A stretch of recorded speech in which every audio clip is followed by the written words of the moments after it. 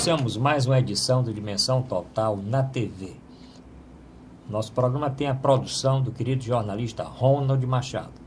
Hoje comigo aqui, o médico sanitarista, professor, escritor, ex-secretário da Saúde de Fortaleza, coordenador do movimento Médicos pela Democracia, Dr. Manuel Fonseca.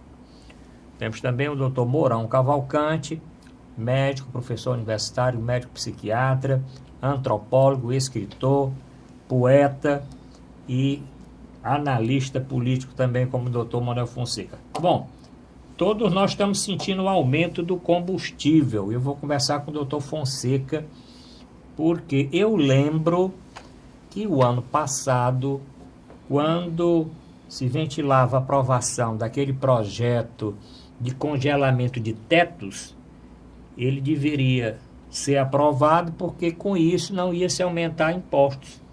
Então a bandeira é: vamos aprovar o congelamento de tetos e aí não será necessário, daí por diante, aumento de impostos. O que nós tivemos foi um aumento brutal de impostos. É porque o telespectador ainda não fez as contas. Aliás, fez, né? Porque chega no posto de gasolina, abastecia por R$ 3,50 e pouco, R$ 3,60 e agora chega a encontrar R$ 4,20, R$ 4,30. No interior até R$ 4,50, como eu encontrei esse final de semana no interior do estado. Doutor Manuel Fonseca, por que desse aumento de impostos aí em cima do PIS, COFINS, dos combustíveis? Pois é, o governo Temer está procurando dinheiro, né, para repassar para o capital financeiro. Rimou. Rimou, né? Rimou. Procurando dinheiro para passar para o capital financeiro. Porque isso aí vai tirar dinheiro da população inteira, né? Sim. A classe média que tem carro, os caminhoneiros estão, né, começando agora, que fizeram grande movimentação para derrubar a Dilma, agora está começando a sofrer as consequências. Já tem depoimentos de vários caminhoneiros que isso vai ser onerar cada vez mais o transporte de cargas. Né? Então, é mais uma conduta econômica que não beneficia a população, pelo contrário, que penaliza mais uma vez a população para atender aos ditames do capital financeiro e da banca internacional. Então, o Temer está fazendo à risca um programa neoliberal que concentra as coisas ruins na classe média e no pobre e facilita a vida dos banqueiros, dos financistas, dos rentistas. Doutor Mourão Cavalcante, não tinha outra forma não de equilibrar aí o caixa, mas o que nós escutávamos ano passado, né, que tirando a presidenta Dilma, colocando esse grupo, ia ter um equilíbrio nas finanças públicas, o Brasil ia voltar a crescer, não ia ter desemprego, não ia ter necessidade de aumentar impostos. E o pato da Fiesp? O senhor está pagando agora o pato? Pato laqueado, né? É o principal pato da comida chinesa, pelo menos de uma determinada região da China, né? Isso é mais um escárnio, isso é mais uma agressão, não à economia brasileira, porque fica um negócio muito abstrato. Esse aumento, ele atinge você, eu, nós, vós, eles, menos eles. Porque eles andam em carros oficiais. E é interessante que, de primeiro, a gente vira muito, né, em rádio, jornal assim, foi visto ontem deixando uma criança no colégio tal e tal, um chapa branca, número tal e tal. O jornal ia lá, tirava uma fotografia. Não tem mais chapa branca? Tem não. Sabe por quê? Porque o governo aluga privado. Aí a chapa é free. Aí ninguém sabe o que é ou não chapa branca, quer dizer, chapa mantida pelo governo. Então, para eles não tem realmente aumento de impostos.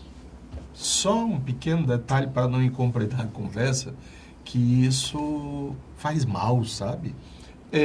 Hoje, no Brasil, nós pagamos mais impostos do que Tiradentes, no tempo que está aqui, era do Império Português. Está entendendo como é que é? Sabe por quê? Na quinta dos infernos, é no quinto dos infernos. Porque o imposto era 1/5. 1/5 é 20% de impostos. Nós pagamos mais de 30%. Então, hoje, você, eu, tu, nós, vós, eles, todos nós pagamos mais impostos do que aquilo que levou o Tiradentes à sua rebelião. E que pagou com a própria vida e que é o herói nacional. E nós somos o quê? Os palermas. Palerma é o bobo que aceita tudo. Eu acho que está na hora do protesto, da organização da sociedade. Não dá mais para aguentar. Doutor Manuel Fonseca, e o pacto da Fiesp e a reunião agora desse final de semana em que o Paulo Scaff, grande presidente aí, grande tubarão do capitalismo e presidente da Fiesp, passou mais de 4 horas reunido com o presidente Temer. O senhor desconfia o que é que o Paulo Scaff, presidente da Fiesp e dono do pacto da Fiesp, foi fazer na casa do Temer durante 4 horas? Mas foi de noite também, entrando pela garagem? Começou de tarde e terminou de noite. E teve uma outra ilustre figura daquele economista que o acaba para sobreviver, né? Porque vem desde a época da ditadura sendo conselheiro econômico de diversos presidentes, né? Diversos presidentes. Vamos lembrar aqui do nome do homem. Deve ser o Delfim Neto. Antônio Delfim Neto. Antônio Delfim Neto. O Antônio Delfim Neto escutando a conversa. Então, olha aí a conversa boa. Presidente Temer, Delfim Neto e Paulo Scaff. 3 paulistas. 3 paulistas. Mandando no Brasil. É. E aí, pacto da Fiesp e, aliás, falando de pacto da Fiesp, eu esqueci de dizer aqui para o nosso telespectador o WhatsApp do programa, né? Então vamos anotar aí, mande um comentário a respeito do pacto da Fiesp, 999251122. O Ayrton colocou aí, 999251122. E também lembrando o meu portal na internet, portal@arrudabaixo.com.br, que tem 2 artigos recentes falando do pacto, né? Aumento de impostos e a desmoralização do pacto da Fiesp, que eu escrevi agora nesse final de semana. E o outro antigo é os patos brasileiros e os brasileiros patos, que é um artigo também que eu considero interessante do nosso telespectador ler. Se quiser ler os artigos, entre aí no portal, procura o meu blog, tem esses 2 artigos. Mas, doutor Manuel Fonseca, e o pato, o Scaff e o Delfim Neto? Pois é, esse trio, né? Trio Parada Dura? Trio Parada Dura, eles não vão proteger os trabalhadores. Não. Né? Não. Isso aí estão vendo maquinações para reforçar a questão da reforma trabalhista, não tem a menor dúvida que Paulo Scaff, né, quer quanto menos direitos trabalhistas tiver, melhor para eles, né, que os lucros aumentam. O Delfim Neto é um economista do tempo do regime militar, né, que não tem nenhum interesse em defender os interesses dos trabalhadores também, né? Certamente não é coisa boa, né? Juntar um presidente que denunciado como envolvido em falcatruas, reunir o presidente da Fiesp, né? Que financiou manifestações para derrubar a presidente Dilma, cometeu um ilícito, né, um crime, né? E Delfim Neto, que é o mentor econômico da ditadura, né? Faz parte do movimento no tempo dos militares, né? Logo após os militares também. Então, acho que coisa boa não é. Os trabalhadores não esperem coisa boa, né? Cadê que ele reúne com as centrais sindicais, né? Com o Stedler, né? Com Boulos, né, para ver as demandas populares, né? Ele se encontra exatamente com aqueles que querem ferrar os trabalhadores e querem cada vez mais ter lucros nos seus negócios e não defender a melhoria da qualidade de vida da população como um todo. Doutor Mauro Cavalcante, esse trio aqui, eu senti falta, sabe de quem? Do Mário Henrique Simons. Ele já morreu. Eu sei, mas quem sabe numa Já reunião... morreu. Numa Só reunião, se fosse no centro espírita, né? numa reunião tão macabra, eu sei que ele morreu. Numa reunião tão macabra dessa, né? Será que não... Mas olha, não baixou? Justiça seja feita. Eu acho que tem pelo menos duas categorias aí. O Delfim Neto é um homem que ao longo da vida realmente ele serviu aos militares. Ele era um grande esteio em defesa da política econômica do tempo dos militares. Mas, data vênia, a política econômica puramente dos militares era melhor do que a política econômica atual. Por exemplo, foram os militares que acrescentaram o Fundo Rural à Previdência Social.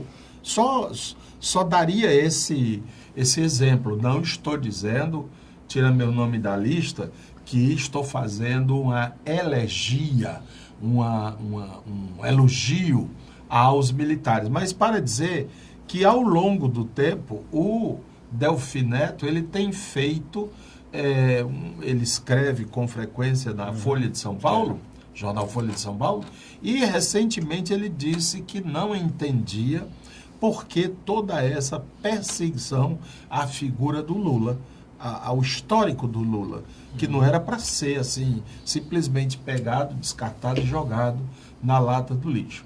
Mas você falou em Fiesp. Fiesp. Eu gostaria de falar da FIEC.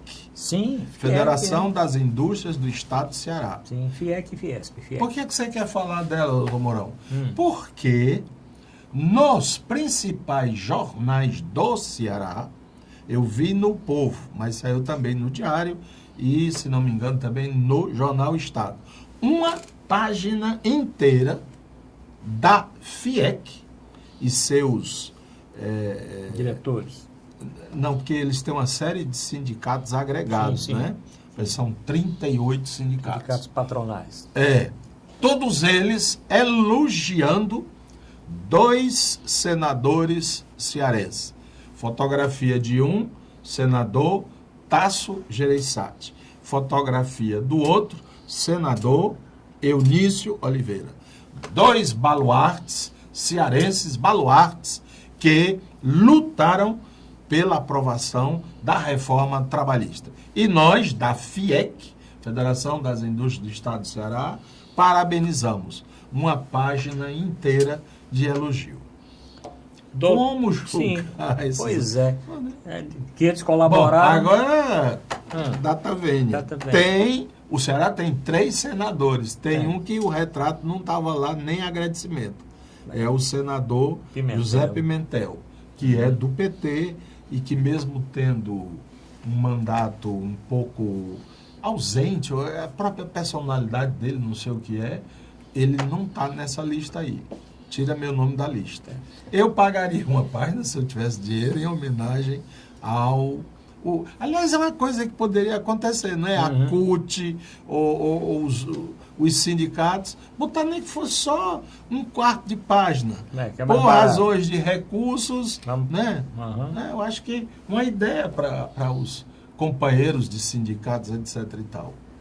Doutor Manuel Fonseca, nós falamos aqui no nome do Meirelles, né? Meirelles está aí fazendo campanha para presidente? Eu não sei. Presidente de quê, né? Presidente da República, né? Meirelles. Saiu essa semana, saiu esse final de semana, nos jornais de grande circulação, que o Meirelles está aí, lepto e fagueiro, preparando a sua campanha para presidente da República. Eles querem criar um personagem, né, da direita, né, do grupo ligado ao PMDB, mas também ao PSDB, que pelo menos não esteja no Lava Jato. Parece que até agora o Meirelles não está, né? Então talvez seja por isso que o Delfim estava nessa reunião. Né? Talvez, pode ser. Né? Porque se o Meirelles vai ser candidato, ele vai sair e já estão aprontando o caminho para o Delfim Neto, seu ministro. Né? Mas o Meirelles é reconhecidamente ligado ao Banco de Boston, né? Ao capital financeiro internacional. Né? Ele está apoiando estritamente essas reformas previdenciárias e a reforma que ferra com a CLT, acaba praticamente com a CLT.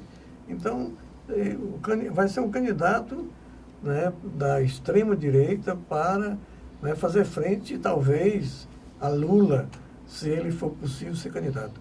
Né? Senão, Lula, né, teria que ver uma alternativa.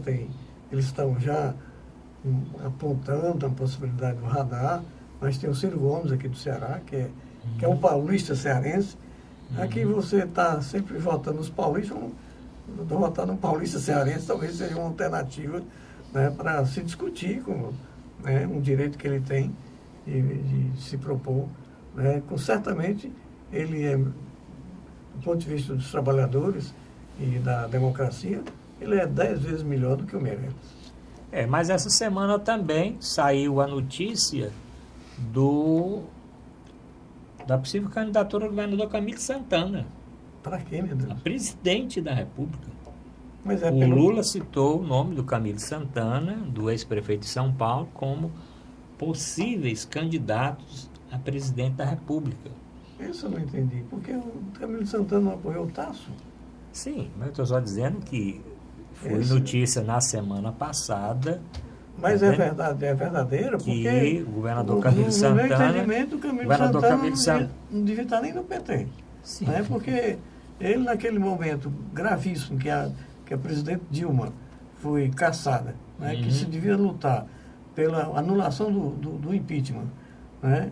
Que se devia lutar pelas eleições diretas já, ele apontou o nome do Tasso como um candidato bom. Quer dizer, não para pela eleição direta, indireta, né? Né? Quer dizer, ou seja, não era nem pelo apoiar a eleição indireta, né?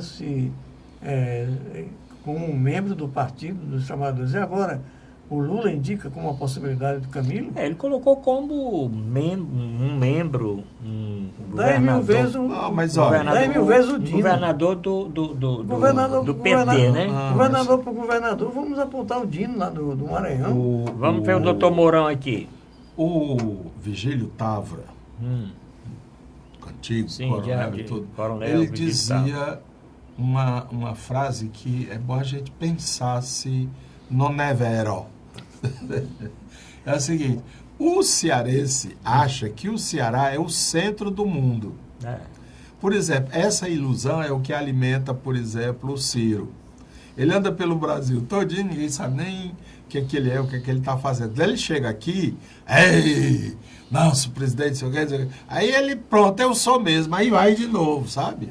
Então, o que o Lula, na realidade, diz foi, se eu não puder ser candidato, nós temos quadros, nós temos por aí 3 governadores, atualmente o PT tem 3 governadores, tem o do Ceará, que é o Camilo, tem, eu acho que é do Amapá e tem um outro, Goiás, ou é Mato Grosso, não sei o que. Ele citou assim, tá entendendo? Por exemplo, não é e a imprensa... Agora, a imprensa daqui, que acha que o Ceará é o centro do universo, aí já sai com a manchete. Camilo, possível candidato à presidência. Menos, né, negrada? Menos. Tá certo que vocês têm uns pourboire. Depois explico o que é pourboire, né? Mas puxa menos. Puxa menos. Ele talvez, se tudo correr como as águas indicam, como é que ele vai ser governador? Como é que ele vai ser reeleito? Candidato. Só se for com apoio, né, do próprio partido que ele ainda faz parte, que é o PT, o PDT, o PCdoB e Companhia Limitada. Quer dizer, um pessoal que vai dar uma coloração de rua à campanha dele. Porque os outros, não sei como é que ficam nisso. E como é que ficam os irmãos Ferreira Gomes? É uma boa pergunta. Não vá se impressionar com essas manchetes, governador, porque é um pouco também dentro da máxima do Vaticano. Promover para remover. Entende? Bom, terminamos o primeiro bloco do programa. Voltamos já. Nosso intervalo é bem curtinho.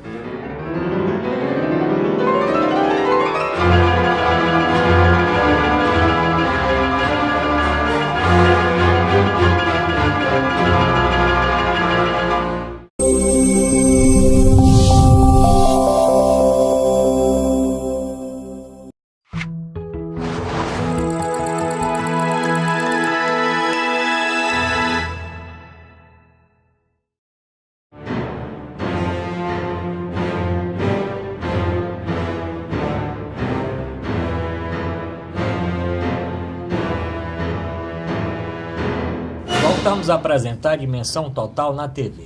Nosso programa tem a produção do jornalista Ronald Machado. Lembrando o WhatsApp do programa, 99925-1122, e o meu portal na internet, portalarrudabastos.com.br.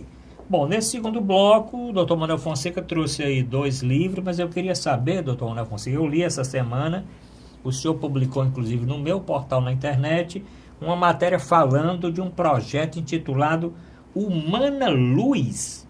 O que é Humana Luz? O senhor poderia falar para os nossos ouvintes o que é Humana Luz? Isso é um projeto de humanização do parto, né, em Caucaia. Né?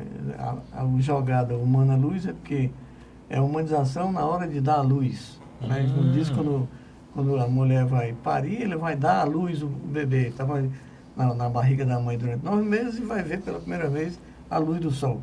Né? E o bebê também vai vir à luz. Né? Então a gente fez um jogo e o projeto vai ser denominado Humana Luz, que vai ser a criação de um centro de parto humanizado dentro do hospital, no hospital Santa Terezinha. Né? E vai ter várias questões, né?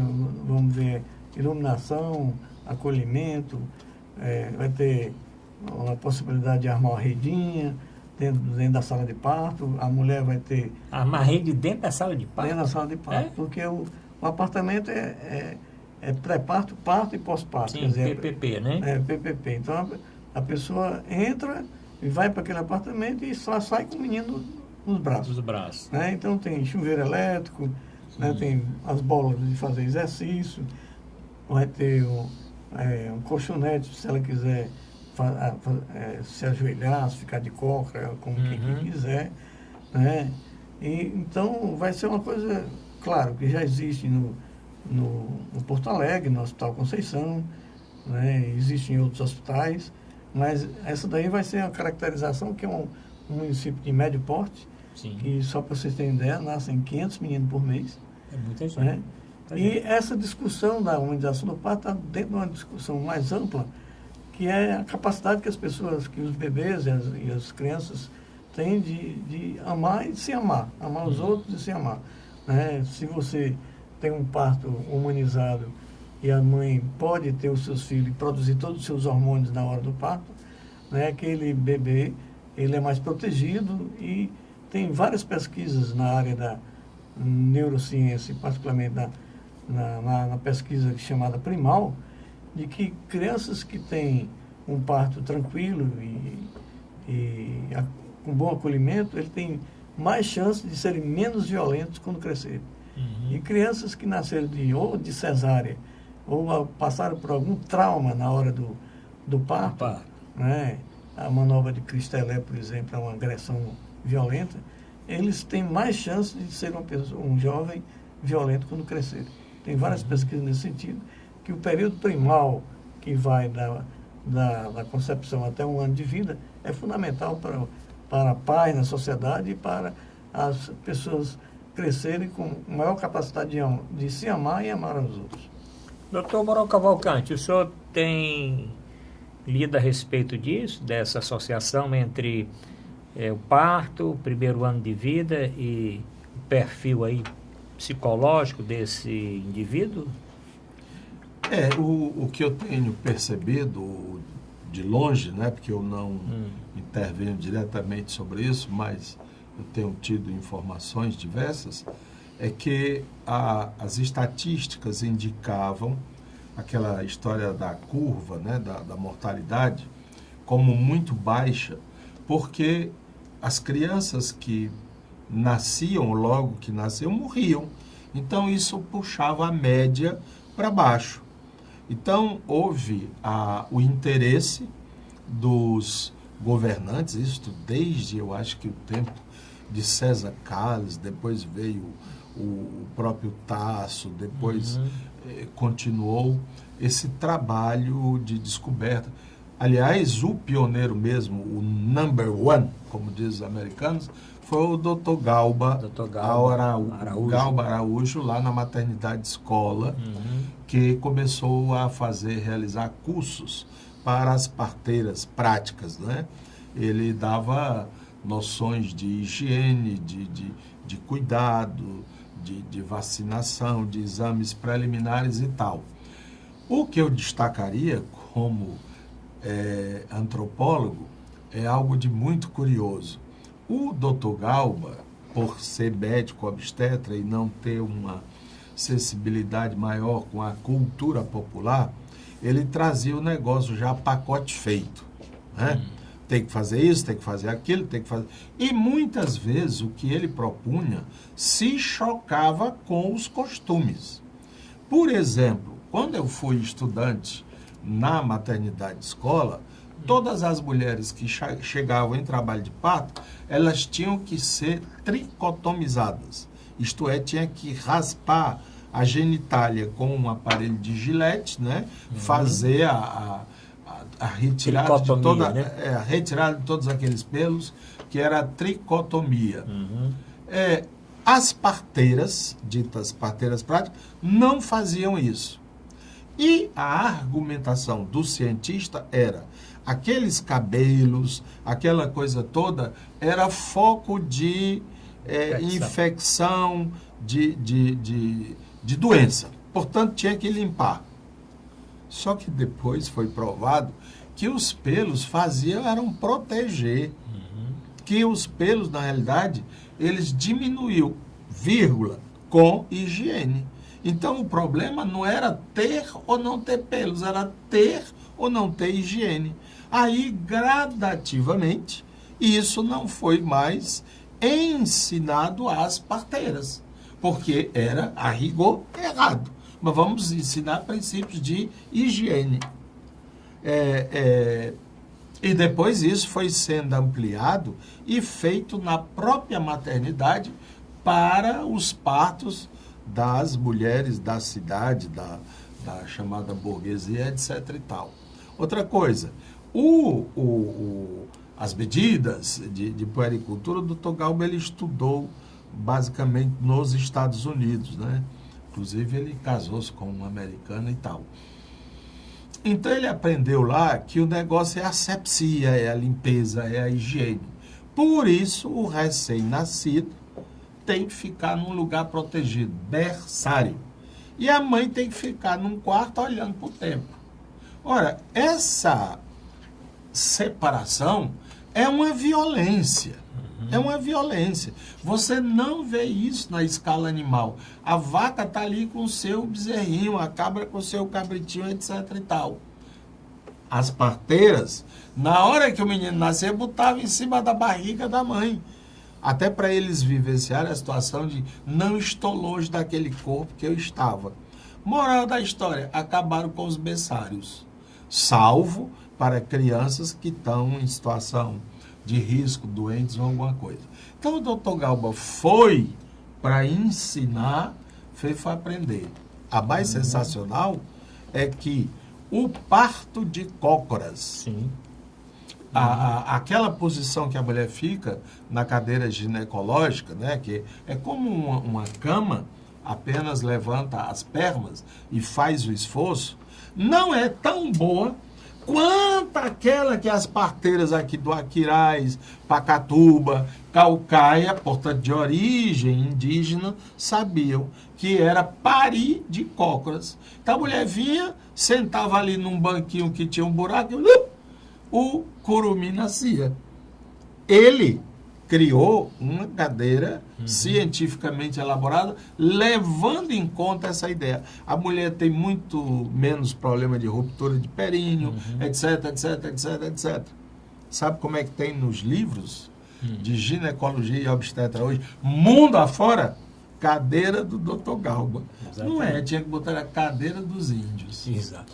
Doutor Manuel Fonseca, eu li que a maternidade existe uma proposta, inclusive, de ter o nome do Dr. Galba, não é isso? O que é que o senhor podia falar? O senhor que foi aluno também do professor Galba Araújo, como eu também fui, o doutor Mourão também foi, na maternidade escolar Assis Chateaubriand. E o que é que tem dos ensinamentos do professor Galba no seu projeto? O Galba talvez tenha cometido algumas falhas, né? Mas ele foi um pioneiro, né? Mesmo nessas questões que ele conseguiu captar do ponto de vista da cultura popular, ele conseguiu transformar isso com uma questão da incorporação no meio científico. Isso é que é a honestidade ética, né? Quer dizer, a honestidade científica. Pô, isso tem fundamento mesmo? Vamos ver. É verdade, é assim mesmo. Então ele mudou. Por quê? Porque ele tinha ética, porque ele era um verdadeiro cientista nesse sentido. Admitir, rapaz, eu estava pisando na bola, né, desse jeitão. E o verdadeiro cientista, porque não é intransigente, está diante de situações que ele pode mudar de pensamento. Mas, doutor Manuel Fonseca, então, me fale a respeito. Interrompido aí, Então, né? deixa eu só explicar aqui para o telespectador. Doutor Manuel Fonseca, ele foi convidado, doutor Fonseca tem alguns livros publicados a respeito deste assunto. O doutor Fonseca depois pode citar vários livros.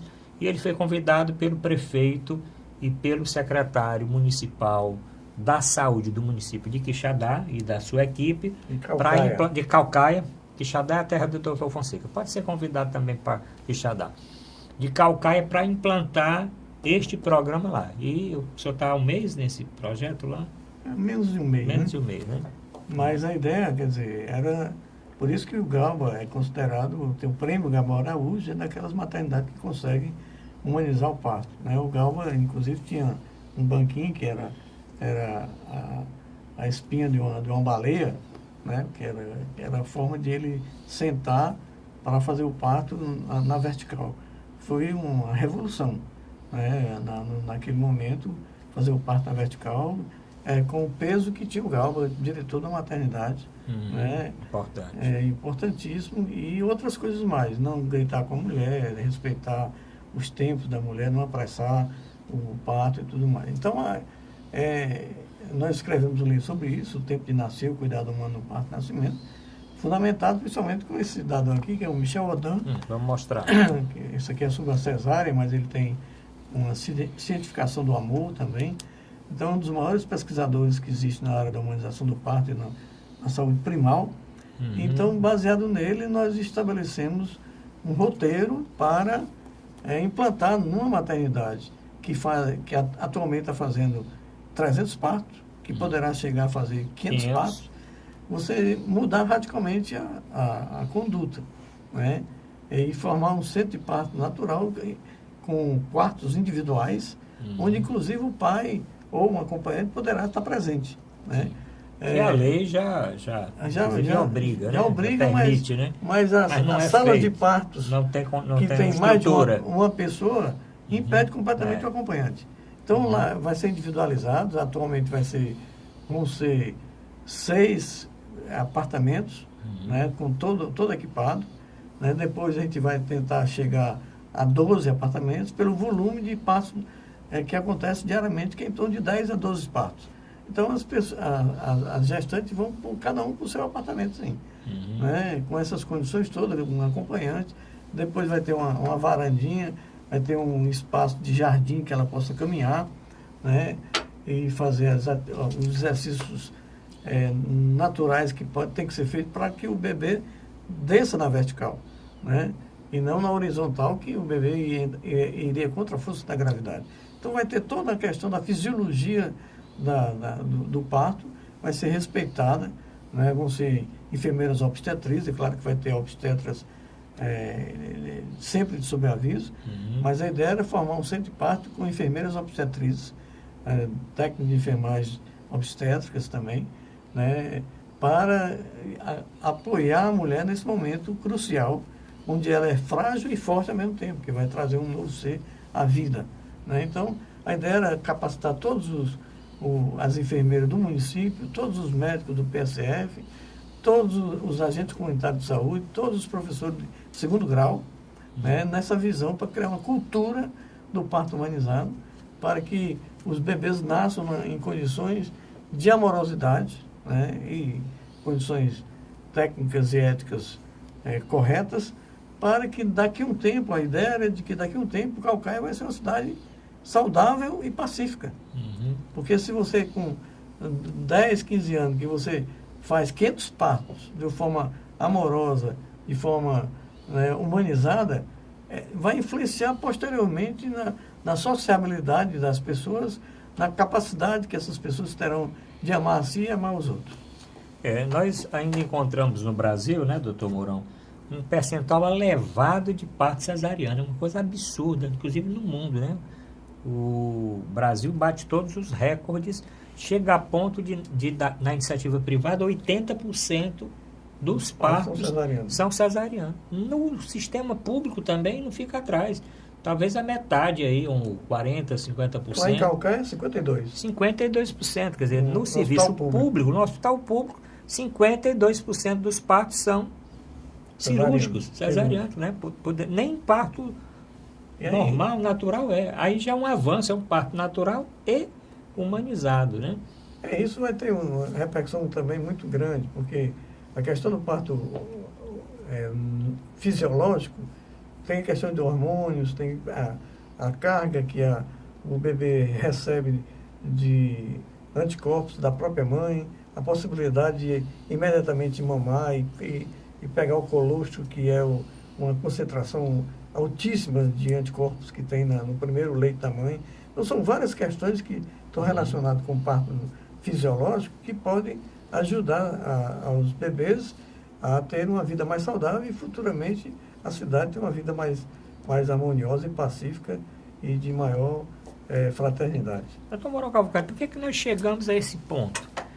Da iniciativa privada, 80% dos partos serem cesarianos. No serviço público, 82% dos partos serem cesarianos. Eu sei que é muito multifatorial, mas por que nós chegamos a um ponto desse, diferente de outras regiões do mundo?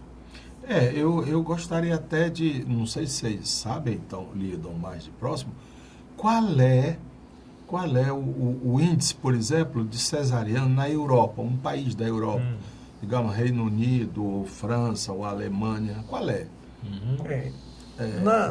No Japão, nos países escandinavos, está em torno de 20% a 25%. Até o Japão chega um pouco menos, né? Chega a 15%. Né? São aqueles casos que realmente a cesariana está indicada. O que aqui nós temos que ver é o seguinte: até pouco tempo, não sei se ainda o SUS pagava mais ao parto cesáreo do que ao parto normal. Então, é aquele negócio do Caetano Veloso, né? Da grana que ergue e destrói coisas belas. A cirurgia cesariana é uma alternativa, não é uma prática. Não é? Eu louvo aqui minha esposa, porque nós sempre decidimos que os filhos deveriam nascer de forma natural. Aí tem a história do médico, que vai viajar na próxima semana, aí ele induz, vamos logo fazer, não sei o quê. Da mulher do médico que vai extrair um dente amanhã, então é melhor a gente fazer logo esse parto agora. Há uma banalização. E eu acho que o Conselho Federal de Medicina e os próprios planos de saúde, que parece que pagam essa farra, deveriam justamente, com o tal do Conselho Ético, porque a ética para o Conselho de Medicina, Conselho Federal e Regional de Medicina, e sou eu médico, e sou eu que estou dizendo isso, e assumo a responsabilidade, é muito gongórico. Gongórico é aquelas igrejas que tem muita torre, muita cruz, muita não sei o que, sabe? E na prática, ninguém vê essa ação. Mas o médico, ele tem autonomia. Mas a autonomia dele é delegada. Quem disse que você pode exercer a medicina foi o conselho. Então, aquele que disse pode deixar de dizer. Vamos fazer estatística dos médicos obstetras que vêm aqui nessa maternidade? Aí vai encontrar que um faz 80%, 90%, o outro faz 20%, 30%. Por que esse está fazendo 80%, 90%? Conversa com o cara, rapaz, olha, tem observado isso aqui. Como é isso? O que é que está havendo? Né? E eu acho que era um trabalho do conselheiro. A ética no voo espacial, a ética do morrer bem. Sabe, vamos, pessoal do conselho, vamos puxar para a realidade, vamos. A associação... Aliás, eu queria aproveitar a embalagem, posso? Não, pode. O conselho não tem coragem de entrar, por exemplo, contra, eu vi, não precisa ninguém me mostrar, programa de um pastor aí evangélico, que, esse negócio de médico é porcaria, joga esses remédios fora, esses médicos hoje não sabem mais de nada. Aí pode. Né? Agora, você tem, enquanto isso, outros pastores responsáveis, que são pessoas de boa índole, de boa fé, que dizem, não, procure um médico, mas tenha fé em Deus, em Jesus, que Ele vai lhe curar, através do médico, através dos remédios. E não essa doidice, joga tudo fora que Jesus, se pudesse falar ali, dizia, olha, tira meu nome aí desse negócio. Milagre não é assim. Tá entendendo? Cuidado.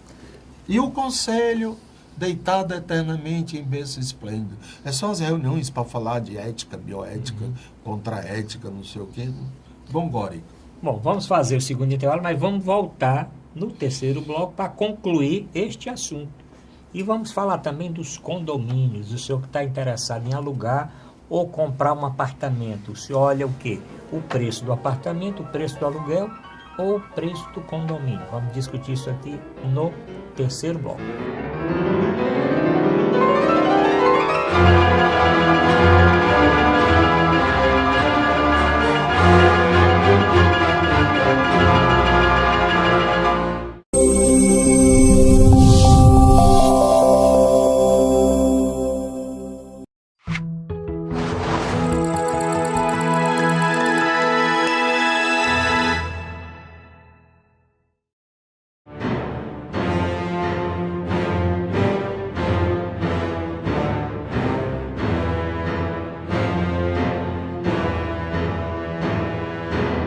Vamos apresentar a dimensão total na TV. Hoje, light.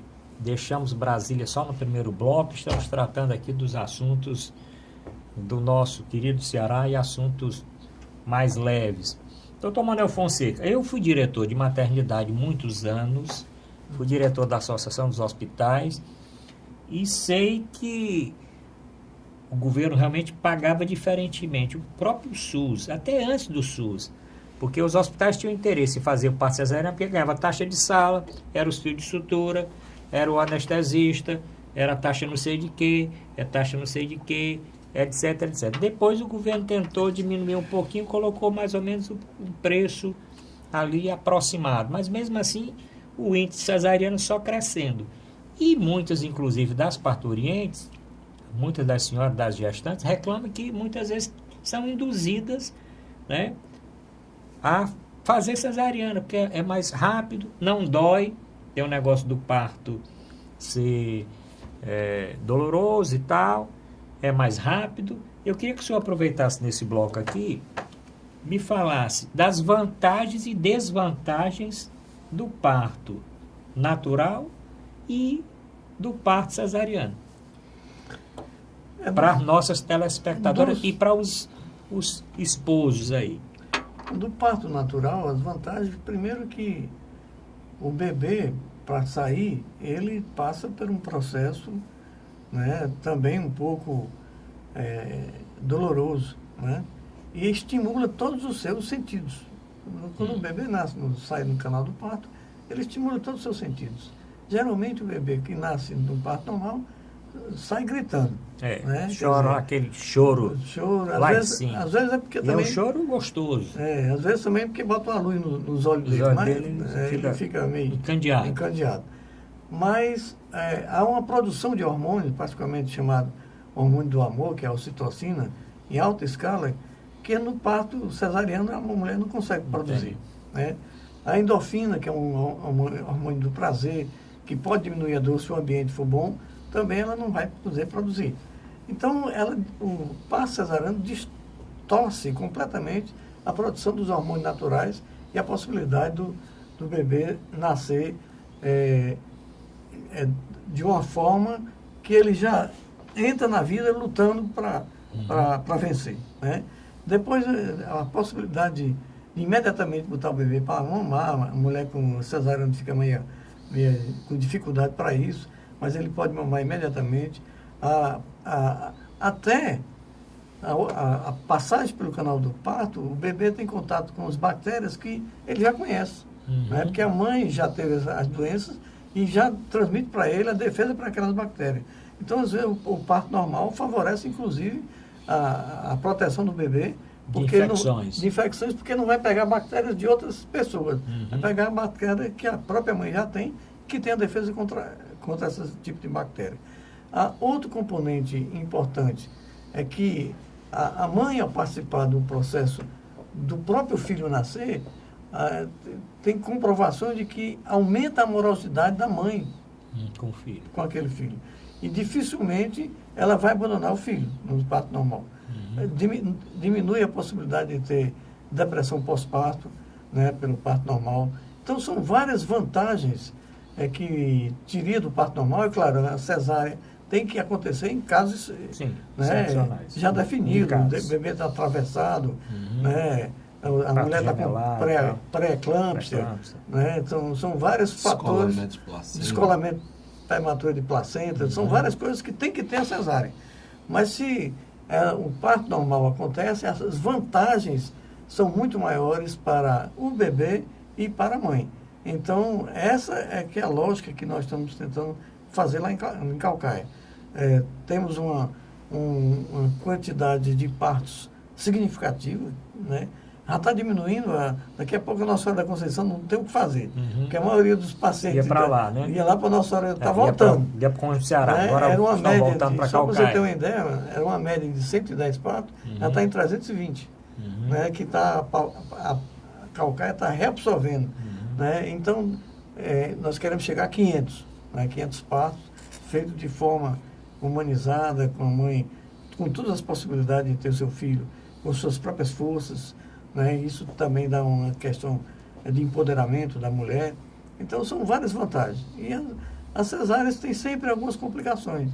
Sim. É uma cirurgia de médio porte, pode ter embolia pulmonar, pode ter infecção pós-parto, pode ter hemorragia, né? Mais do que no parto normal. Não é que não possa ter no parto, mas é mais, às vezes é 3 vezes mais do que no parto normal.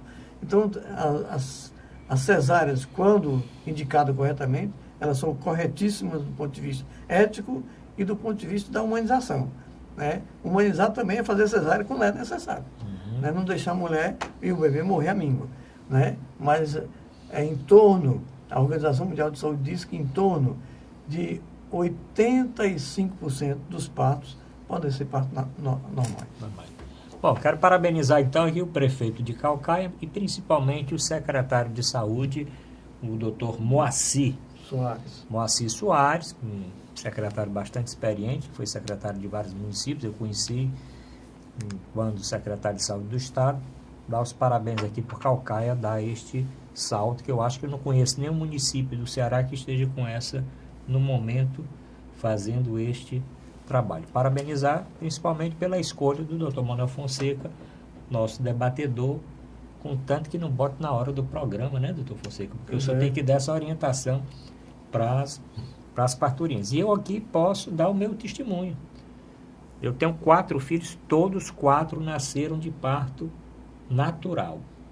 Nenhum parto cirúrgico. E a minha esposa também não fez laqueadura tubar. Porque uma outra coisa também, para fazer cesariana, doutor Manuel Fonseca, é o desejo, lá no 2º, 3º filho, de realizar a laqueadura tubar. Também tinha isso, quer dizer, os municípios têm que ter um preparo, uma estrutura do planejamento familiar. A gente pode fazer a laqueadura mesmo no parto normal. Pode, no parto normal pode fazer, mas muitos faziam a cesariana só com essa intenção.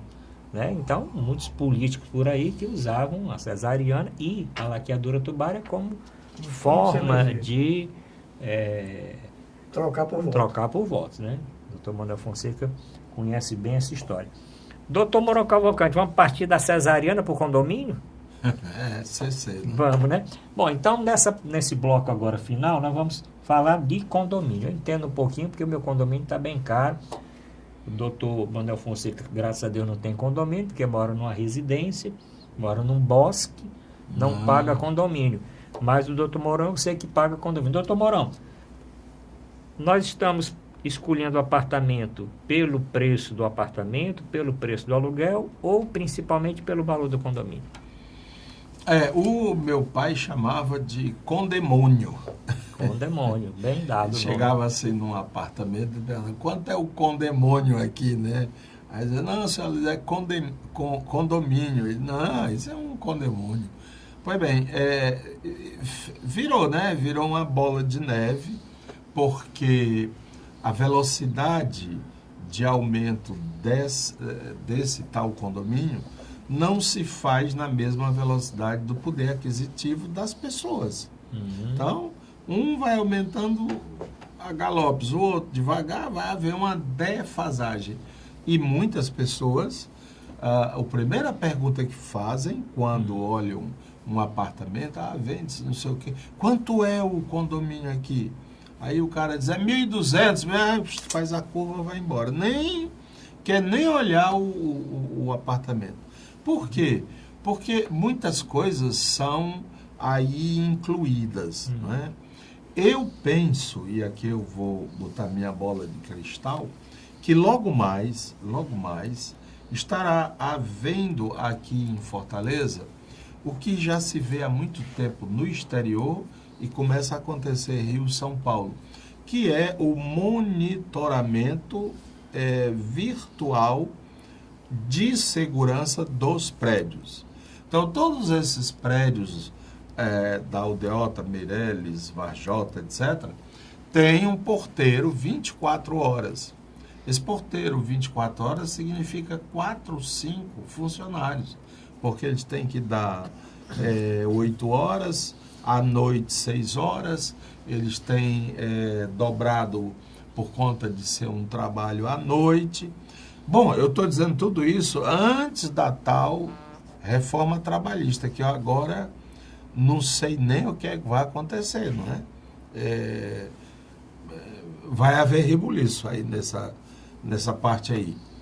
E tem também, geralmente, o condomínio tem, quando é bonito, quando a gente vai comprar, uma extraordinária sala de exercício, né? Aí tem umas esteiras. Uma academia. Uma academia completa. Você não vê um avivalma lá durante o dia. Se você quiser se esconder num prédio, vá lá para a tal da academia. Né? E uma piscina que fica num lugar inóspito, onde não dá para botar cadeiras nem nada, e que raramente a pessoa vai tomar banho lá. E também um deck, que nunca vi ninguém reunido lá. Então, essas despesas têm que ser repensadas. Condomínio é para a gente morar. Se você quiser esse negócio de piscina, churrasco, alguém, aí conversa aqui com o Dr. Fonseca. Dr. Fonseca, uma das dificuldades também, né, doutor Mourão, é de encontrar um síndico que seja um bom gestor, né? Porque eu conheço edifícios que, problema de síndico ou cínico? Pois é. Às vezes, se ele for cínico, às ele vezes síndico. Existem síndicos cínicos e mais do que isso, ladrões também. Tem uns que são laracos. Que fazem umas enroladas e etc. Né? O problema aí, sabe o que é? Sim. Ele mistura o dele com o que ele arrecada. É verdade. Aí então, fica aquele bolo, ele vai gastando, chega uma hora, não tem nem o dele, nem o do condemônio. De vez em quando tem ações judiciais a respeito disso, né? Tanto que muitas empresas cresceram nessa área de terceirização, terceirizando a gestão dos condomínios. Sim. Ou seja, quem é o síndico não é um morador eleito, e sim uma empresa contratada pelos moradores, né? Pelos proprietários, normalmente. Aí mais encargos. Mais encargos. Doutor Manuel Fonseca, e esse problema aí do síndico, do condomínio e das portarias virtuais, porque estão tirando vagas de porteiros, né? Primeiro eu vou fazer aqui uma reparação. Eu moro no bosque, mas de bonsai. Minhas árvores são todas pequenininhas. O quintal lá de casa é bem pequenininho. Árvore centenária, né? As árvores centenárias, mas pequenininhas. Tem árvores com 40 anos que estão lá em casa, né? Desse tamanho. Né? Bom, isso aí está começando a criar uma indústria dos condomínios, né? Quer dizer, você está contratando empresas, né? Quando você contrata a empresa, terceiriza uma empresa, você paga 2, 3 vezes o salário, né? E o